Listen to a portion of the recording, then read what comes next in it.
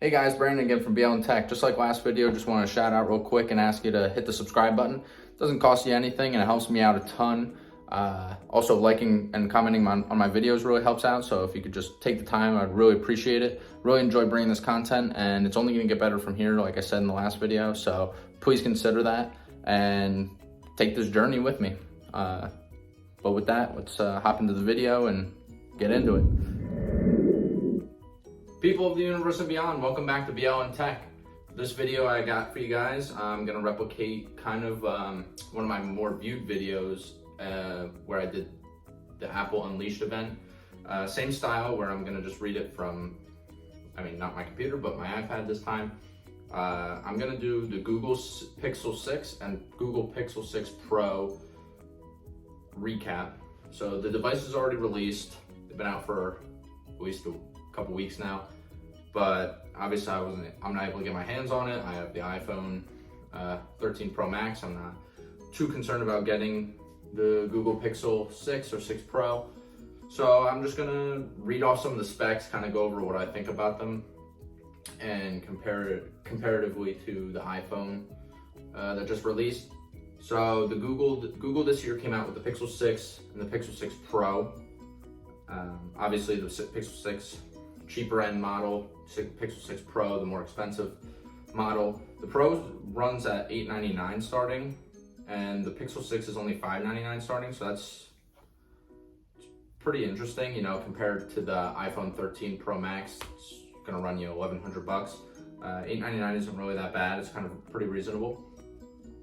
They come in a couple of different colors. Obviously, for some reason, the Pixel 6 and the Pro, they come in different colors. So the Pixel 6 comes in stormy black, kind of coral, sorta seafoam. So that's some interesting names for the coloring there. The Pro comes in stormy black, cloudy white, and sorta sunny. So some different names for these the device colors. The Pixel 6 runs at a 6.4-inch screen with 1080 by 2400 pixels. So not too bad, more like the lower, smaller size phone. It's comparative more to like the 13, just the regular 13 for iPhone. The Pro is a 6.7-inch screen with 1440 by 3120 pixels, so more like the 13 Pro Max. So that's pretty interesting. The 6 comes with 90 hertz refresh, whereas the Pro comes with 120 hertz refresh. So again, comparative to the 13 Pro Max, where it has the 120 refresh rate. So that's pretty interesting. Obviously, they've come out with a new processor, the Tensor M2. So I think this is one of the times where Google's kind of coming up with its own processors. So they can kind of play around with it as they please, which is pretty interesting. We'll see, you know, kind of where Google goes and what they're able to do with that processor as time goes on. RAM, the 6 comes with 8 gigs, the Pro comes with 12, so pretty decent there. Storage, they both start out at 128, have a 256 gig model, but the Pro also has a 512 gig model, so again, like the 13 Pro. Camera wise, both of them have a 50 megapixel wide angle lens on the back, as well as a 12 megapixel ultra wide lens on the back.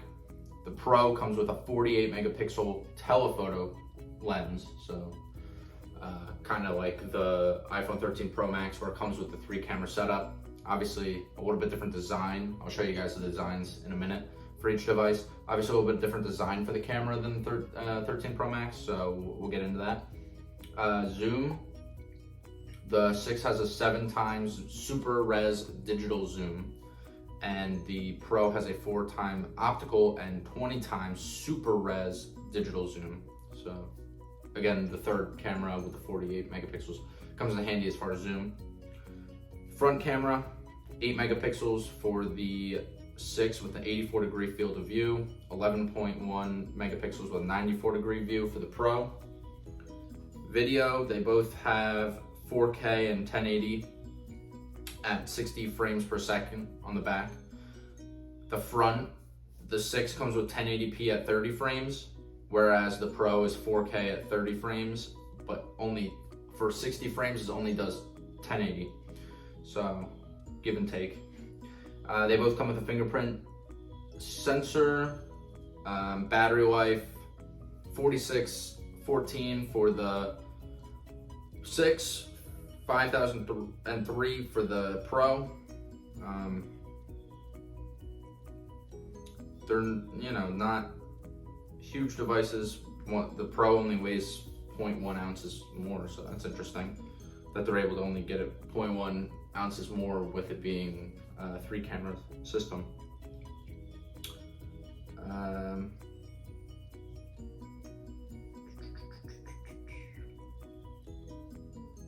So design-wise, here we go. I have here the design for both. Obviously the Pro is the bluer one and the 6 is the pinkish one, so that's kind of coral, and I'm assuming that's stormy black. So kind of a look there for the style of the cameras.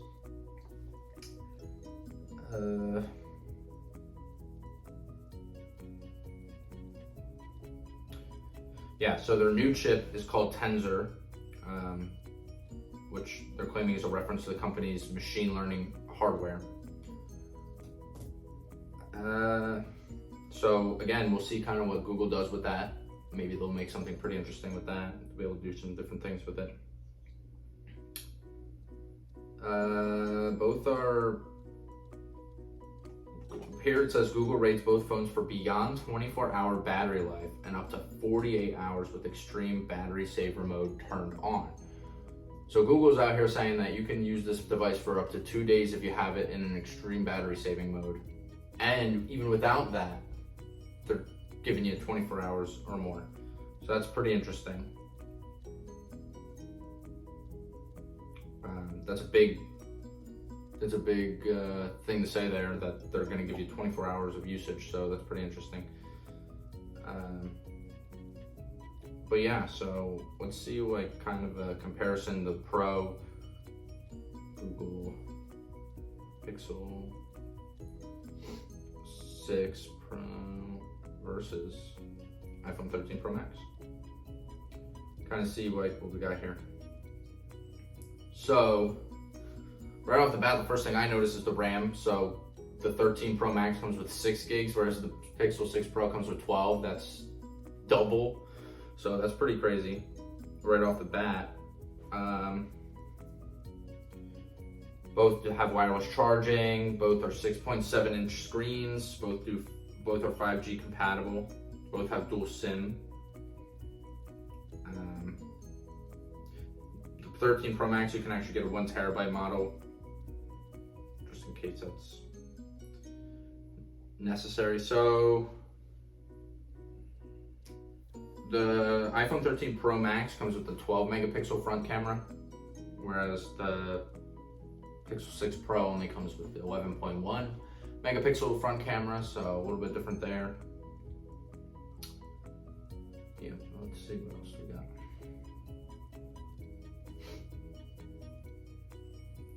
Here we have this couple more specs side by side. So they both have that adaptive refresh rate where it goes from 10 to 120 hertz, so that's pretty neat for both devices. The screen is a bit better on the 6 Pro with it being 3120 by 1440 pixels, whereas the 12 Pro Max only comes in 2778 by 1284 pixels. So right off the bat, there you go. A15 chip in the 13, Tensor obviously in the Google, like we've been saying.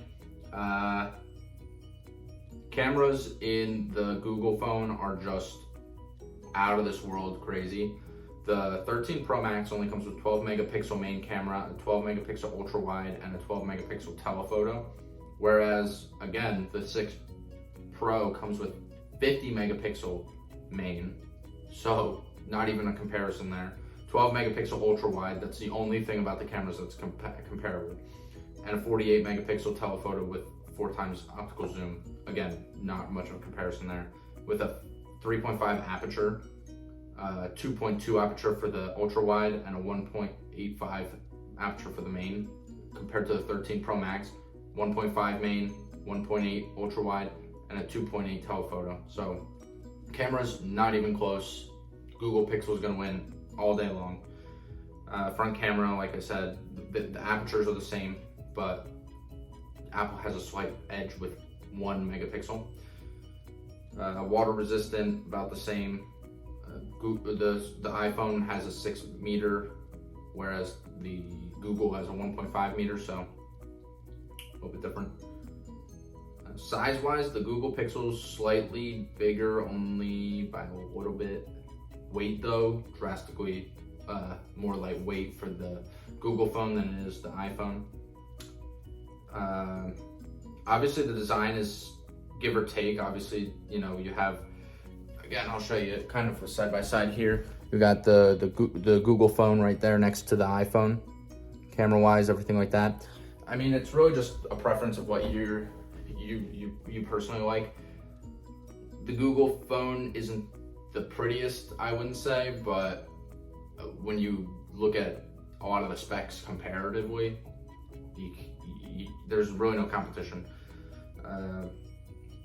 Both displays are pretty decent considering. Obviously, the Google Pixel's edges out the iPhone by a bit. Camera-wise, you know, you're just not gonna get a better camera really than the Google Pixel 6. If there's one thing Google delivers every year with their phones, it's a camera. So it's hard to not, it's hard to want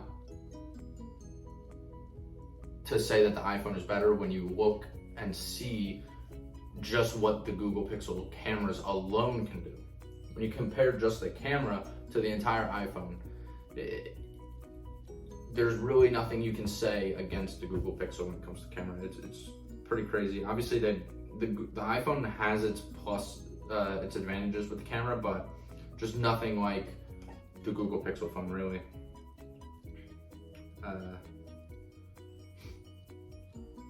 Both are 5G compatible, which is great. You know, just kind of changing the game there. Google obviously uses USB-C.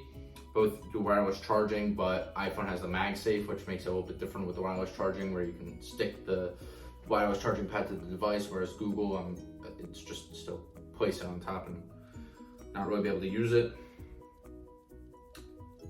So yeah, I mean, price obviously, price-wise, obviously, again, that's another feature that iPhone just cannot match. $899 starting for the device is kind of unheard of for a flagship phone like that these days. I mean, even Samsung is going with the higher price tags, just like Apple is. So to see a phone that's under $1,000 starting with the specs that it has, it's pretty insane. They have kind of a side-by-side comparison of what they've given grade-wise for each device, and in most instances, I mean, it's close. They're giving the iPhone the edge for performance. They're giving the iPhone the edge for the display and design. Again, I like the design of the iPhone a little bit better. It's a little more aesthetically pleasing than the Google phones, but again, comparison-wise, battery life, they're giving it to the iPhone. Overall, they're even giving the iPhone the win. They got, on a scale of 100, they got 94 for the iPhone and 86 for the Google. Again, I can't get my hands on a Google device, so just kind of based off what they're giving it, I'm bringing it to you guys. So camera, they gave Google Pixel perfect score. Software, they gave Google perfect score.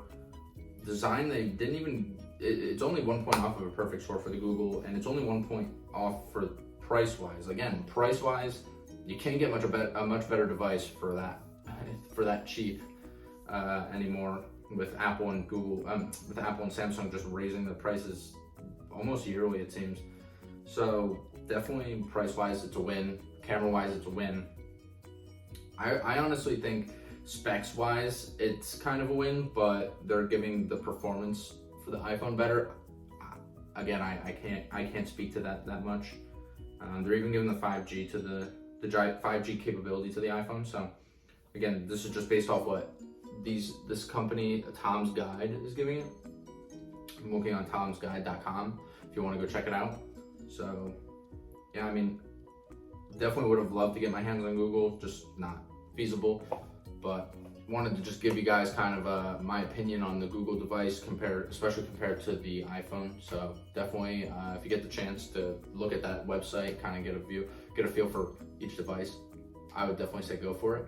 But all right, guys, that's about all I got for you guys today. So until the next video, please subscribe, like, comment. If you enjoyed the content, subscribing really helps me out. So definitely do it. Doesn't cost anything, but it helps me a ton. So until the next video, guys, I'll catch you later.